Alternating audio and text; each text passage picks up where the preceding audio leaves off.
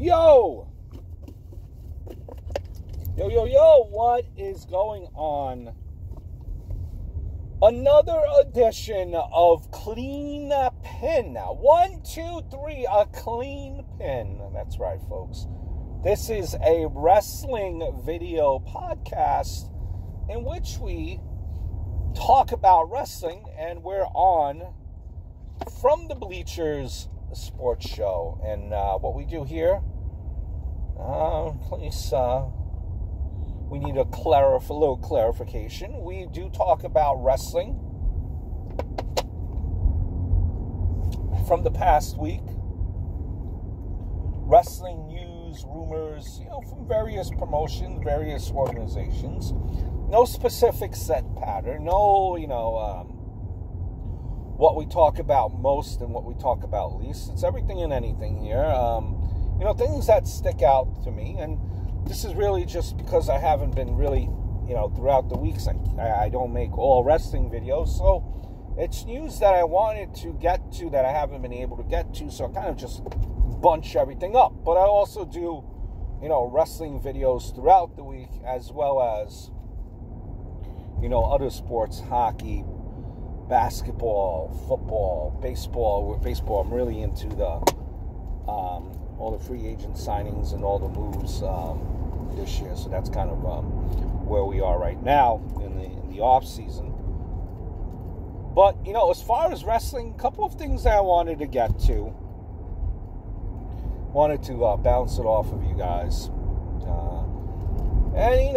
These are exactly what they are. Rumors and, it's just speculations. And who knows, if they're true or the validity. We just, comment on it, right? We don't want... Now, we're not going to comment on every nonsense that we see. But sometimes, with a grain, certain things do have a little bit of truth and validity to them. Coming out of from a couple of weeks ago, last week, there was where MIZ debuted like this new leather jacket. I guess it was on the TLC pay-per-view, right? We'll talk a little bit of TLC in that TLC pay-per-view, and a fan on Twitter, wrote to CM Punk, and he said, not to CM Punk, to Chris Jericho, oh look, that's your jacket the Miz is wearing. It looks like he stole your idea of wearing a jacket, stole your presentation. And Jericho something to the extent of, that's not all he stole. Like, he stole everything, or so has everyone else. Something to that regard. Basically, where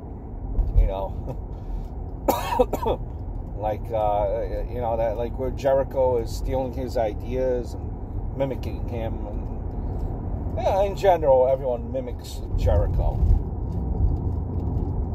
Now, listen, when I look at that type of comment, I think to myself, a lot of times, what wrestlers have done in the past, especially when wrestlers study them. When you study someone, when you idolize someone,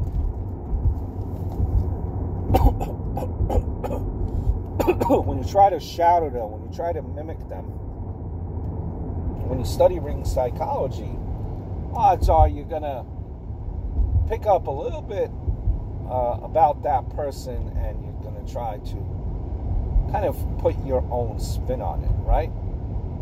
And I wouldn't call it biting, for example. Like, when Jericho was in the suit coming to the ring, was Jericho the first one to ever come into a suit, into a ring? No, of course not. Was Jericho, when Jericho started talking like this, all serious and very deliberate very not yelling, regular pace, serious voice. When he was talking this way, he's better than you. Did he, did he invent that? No. Nick Bockwinkel did. So, if you look at Nick Bockwinkel from back in the day, and Chris Jericho during his suit and tie era, short hair day, I could say that, hey, that reminds me of Nick Bockwinkel, what Chris Jericho was doing. Remember, Ric Flair was wearing suits long before, too, in the NWA, WCW, long before everyone started wearing them. Wrestlers back then were wearing fanny packs. Ric Flair was wearing suits.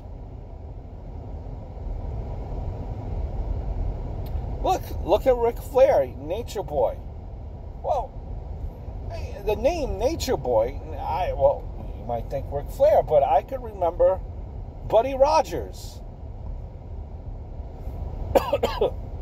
So I think with that comment that Jericho made, it's not a fair comment.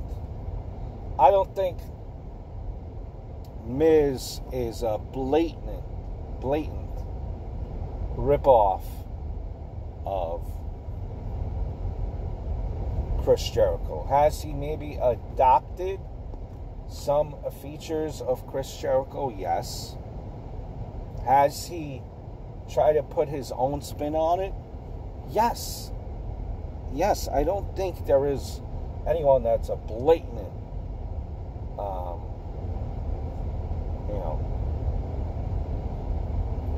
rip-off of another person. Maybe sometimes it's too close, but a lot of times, a lot of people put their own spin on things. And the fact of the matter is, everyone bites off of everyone at one point or another. It's just, I think wrestlers do it after some time has passed, before they do the copying or the taking. That way it's not so blatant. Again, Nature Boy Roddy Rogers or Nature Boy Ric Flair? Nick Bockwinkel or Chris Jericho? So gimmicks and finishers have been used and recycled all the time. So I think it's really much to do about nothing. The buzz today on the internet, and today is what, Thursday? We're at the 19th of December.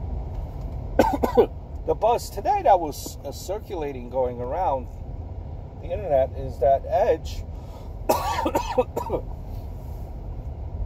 has signed a new WWE deal.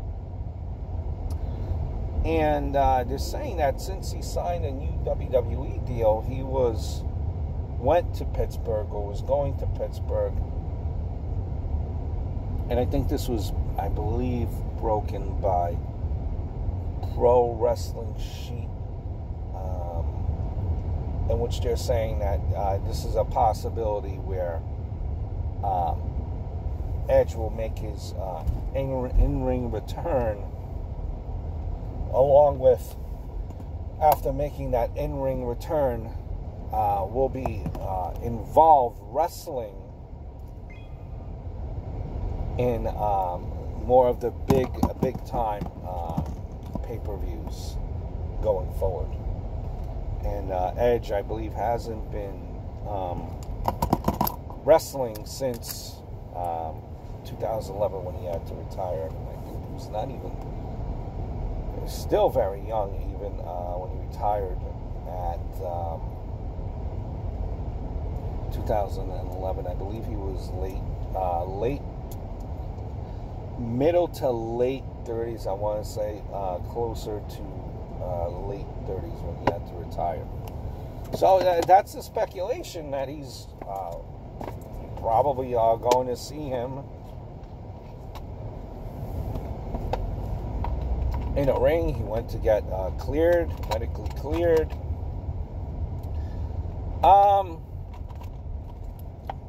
Listen, I remember Edge.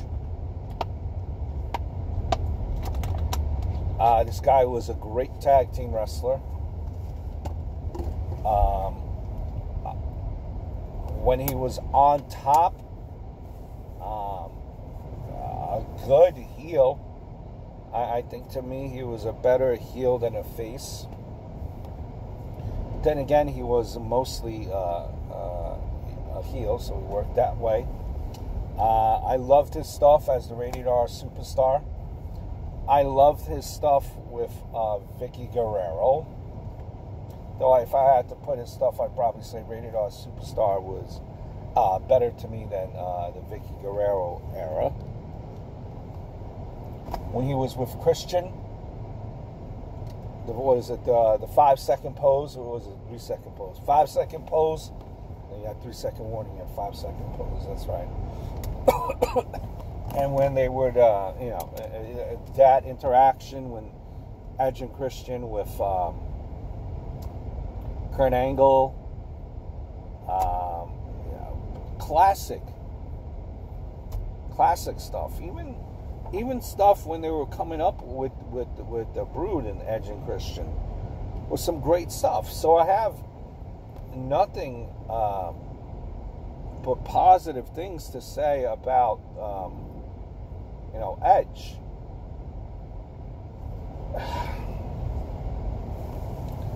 Now, and Edge is a grown boy, and I'm sure he's discussed everything with his wife, if in fact he is interested. I mean, this news had kind of circulated before, especially like after there was a picture of him being all ripped. Oh, he's making a comeback, and he said, no, I'm just ripped. Listen, because I've started, I was eating unhealthy, and I just want to get back in shape, show everyone that's possible to do whatever you put your mind to it. At this point, right? Him wrestling, not even like full-time, but just like on the bigger pay-per-views, like on a WrestleMania, SummerSlam, these type of shows, just like to get to that point, right? Just to be, imagine like all the work that you have to do just to get yourself in shape for these pay-per-views. Like, it's like, being that you're not doing it every single week and you're only doing it once in a while, to me it seems like it would be a pain in the neck. Just try to get yourself in shape, be in ring shape, because it's different being in shape, from what I understand, and being in ring shape. So if you're not working full time, that just getting in ring shape seems to be exhausting. Like, it takes up majority of your time. You don't want to gash yourself. You want to put a good performance out there. So that seems to be challenging, just as maybe not as challenging as being on the road, but that's a challenge as well. And a guy like Edge, who's already won every single title, probably twice over, successful in the tag team, it's like, really, what more do you have to prove? Right? What more does he have to prove? It's not about titles. It's definitely, I don't think it's definitely about money. Do I see him going to doing a Saudi Arabia show? I don't know. I just don't see Edge being that guy where he really would just come back just for the money. I think he's well off. I don't think he really needs it. Right? Then again, if $4 or $5 million upwards of, or maybe even more than that, who knows what the exact amount is? If millions of dollars are staring you in the face, could set you up, your kids' college tuition even further, even their,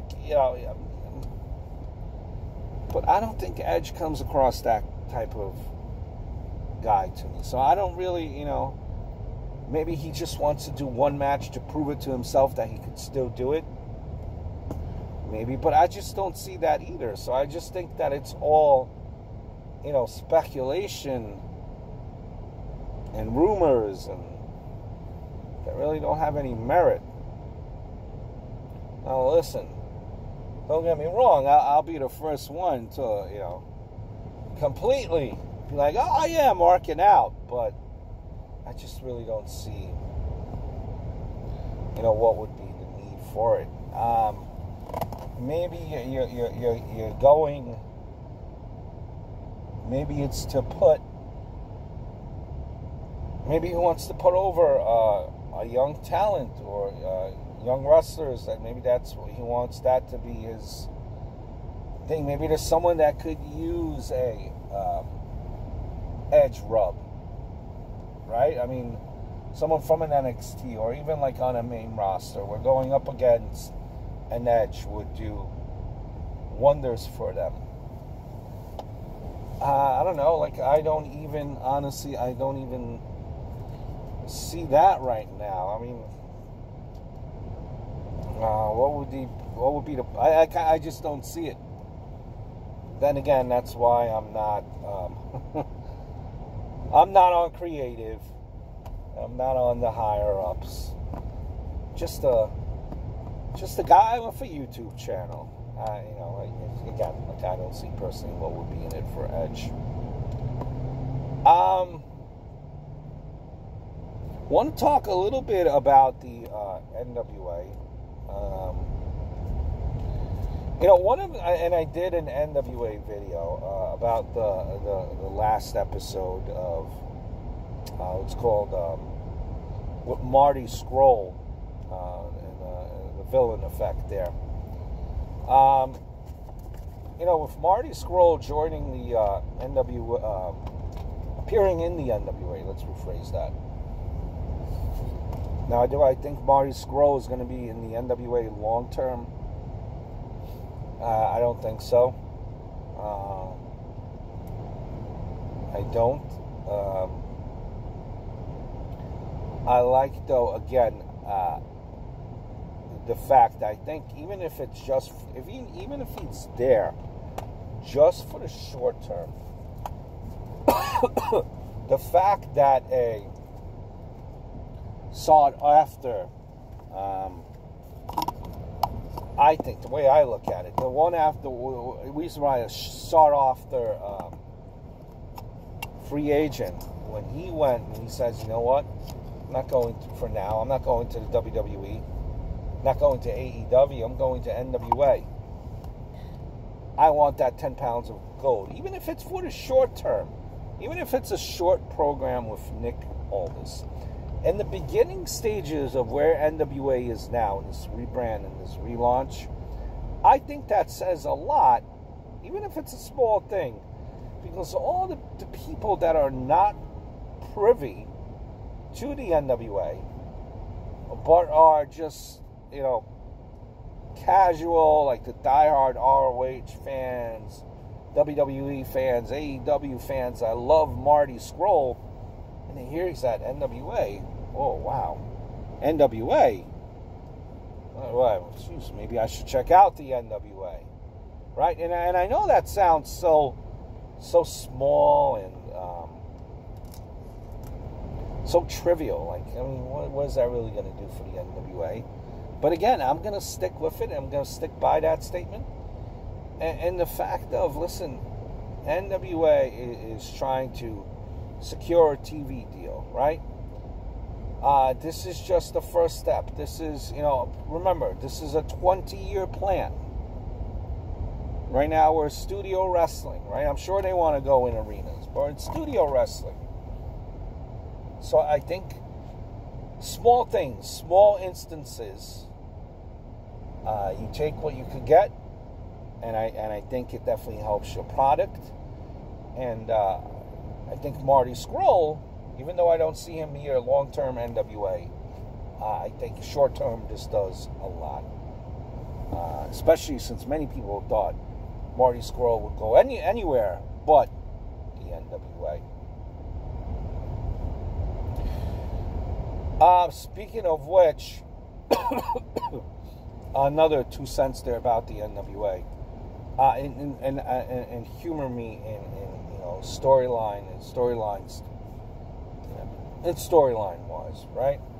Trevor Murdoch, who again, I've said, if you wanted to, Google a picture of NWA wrestler, Marty, picture of NWA wrestler, Trevor Murdoch would be your guy. That would be the guy that you would look at and go, yeah, that is definitely a NWA wrestler. Now, NWA announced that they're having a tag team tournament to crown a new, not tag team tournament, a TV title tournament to crown a new TV champion. This title has significance. It has meaning. It's the best of the best. Now, and I know I have to suspend disbelief here at times because they need wrestlers, and I get it. But why is a name like Trevor Murdoch in this tournament? Considering his storyline-wise, and I'm not taking away the fact that Trevor Murdoch, what he has done, is impressive outside. But why is Trevor Murdoch, storyline-wise, even in this tournament? Trevor Murdoch, if wins and losses matter, Trevor Murdoch has been on a terrible streak as far as winning and losing. He's been doing much of nothing. How is he in a tournament now to determine a TV champion? Someone explain to me. And I know I'm nitpicking, but if this TV title, if you put this TV title on the console, you're signifying its importance. You have your world's champion also putting his name into this tournament. Why is a guy like Trevor Murdoch on there? Just my 2 cents. On WWE Backstage, they were doing a segment where they were talking about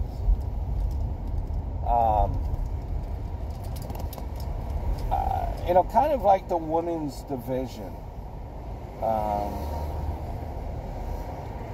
and kind of the fact of that there was a Women's Evolution pay-per-view.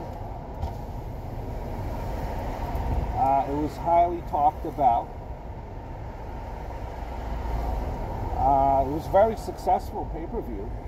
You might even argue that the Women's Evolution pay-per-view was probably the best pay-per-view when it came out for that year.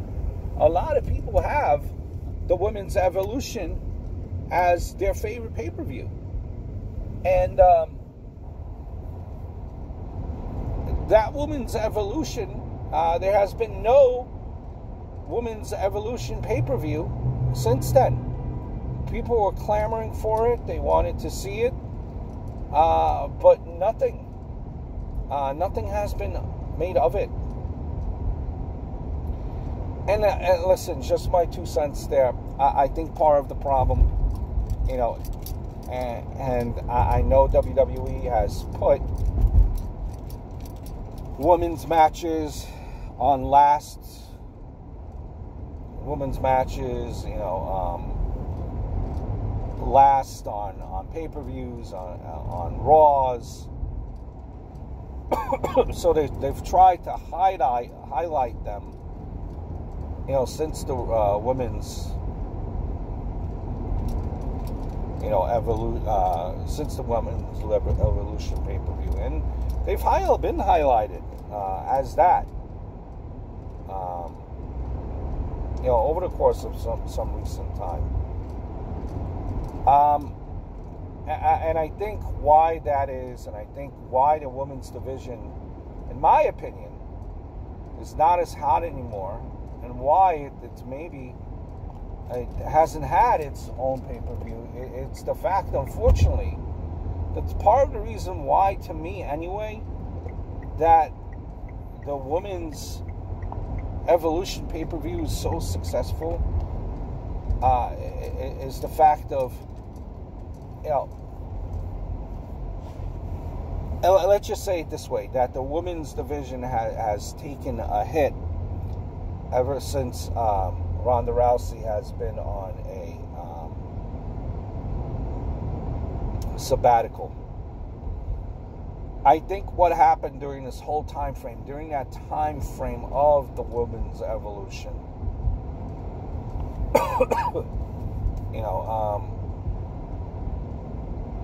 a lot of emphasis was on people like Charlotte, Becky, Ronda Rousey. And when that flame kind of died down or has gotten smaller, so has the interest in the women's division. I think WWE had put so much gas between those three individuals that they, kind of forgot about the rest of the women's division. Case in point, Asuka.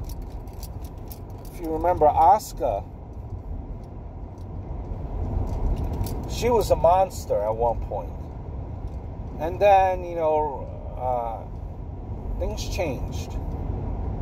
Where that killer instinct that they had portrayed her as, it went away. And then Asuka was no longer fearless, but just a regular wrestler. And people lost interest, or people didn't know why they should be vested in said wrestler. And I think that's what happened. A lot of people were only vested in certain wrestlers,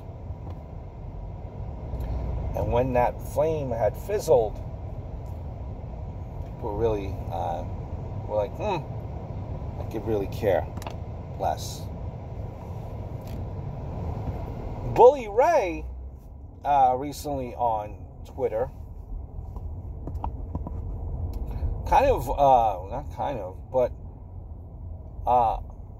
voiced his displeasure about the way that Matt Hardy has been used recently. Now, Matt Hardy, we know, and you gotta give props to Matt Hardy, right?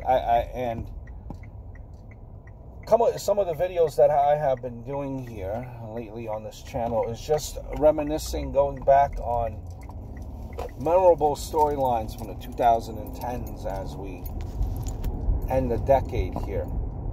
And to me, one of the more memorable storylines during the 2010s, as we're ending a decade, is Broken Matt Hardy. And, the vessel of Matt Hardy gave TNA a shot in the arm, that's for certain. And then, Matt Hardy was a free agent, and Jeff Hardy were free agents. And, they came over here to WWE. And Matt Hardy eventually to a variance. Not though it seemed like he wasn't really able to go full on like he was in TNA, but he reintroduced the character of Broken Matt on the WWE screen to a point. I don't think the character really was able to get off full steam.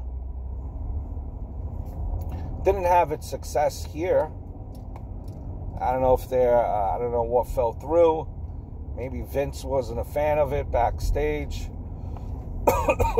Didn't fall through. Didn't really play out the way I think most fans had expected it. You know, and then he started teaming with his brother Jeff again. They were the Hardy Boys. And you know, Jeff has been out now with some injury. So here's Matt Hardy, and he's been back on TV recently, but just been, lack of a better word, been losing a lot to younger talent, and his contract is coming up soon. And yeah, Bully Ray feels that this is not the right position for a talent like Jeff Hardy. I just think Vince McMahon never got the Jeff Hardy Broken Matt character. I just think, and I think, who knows, he maybe just sees that, maybe he has a mindset of, and I'm sure there are other voices there lobbying for that character of Broken Matt. But maybe Vince doesn't like it for whatever reason. I just think, you know what it comes out to at the end of the day? When you look at Matt and Jeff Hardy, I just think that Vince McMahon sees Jeff Hardy as the biggest star than Matt Hardy. So without Jeff Hardy, Matt Hardy is kind of non-existent to Vince. He sees more value as, you know, with Jeff Hardy as a singles competitor than Matt Hardy as a singles competitor. You could see that's being evident, you know, being that Jeff Hardy was a, you know, former heavyweight champion. So that right there is proof to you. And I just think kind of that's where it's gonna be for Matt Hardy until Jeff Hardy comes back. And from what the indications seem like, you know, it doesn't seem like Jeff Hardy is coming back, you know, really anytime too quickly.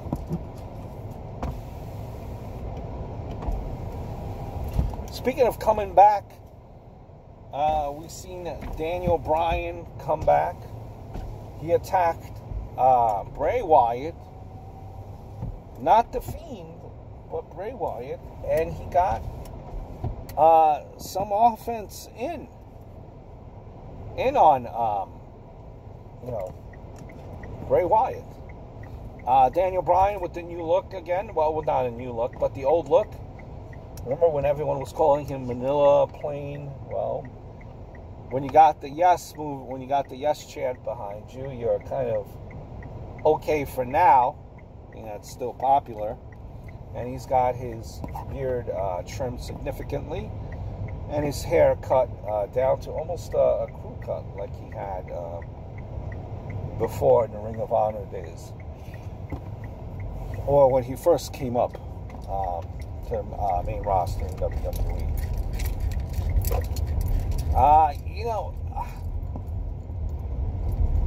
I don't really with this. You seen the new like Jekyll and Hyde type of character by Bray, right? So, like I said before, I think this was necessary. You You can't have The Fiend wrestling every match and no selling any, being indestructible against every single talent that you put him in there. It's going to get old. It's going to wear off the magic, so to speak, and it's not going to help any of your talents that you have going up against The Fiend. It's going to make them look silly. It's going to make them look weak. So this aspect of Bray Wyatt, it was needed to be seen. It's a little weird. It's a little weird. The one thing that I would change probably too, just to even further make the characters different, because now again, this is me not nitpicking, even though they're two different characters, that's what the WWE is portraying, they still have the same type of move set. So I'd argue that you probably need a completely different move set for Bray Wyatt and The Fiend. So, just my my couple of cents there on this past week's news and wrestling. You know, I hope everything is well, guys. The holidays are coming up next week. Merry Christmas. Probably there will not be a clean pin up. I'm sure you guys are deeply saddened. But I wish you well. Stay tuned to this channel for further wrestling content and sports content as well. It's okay to like other sports besides wrestling, folks.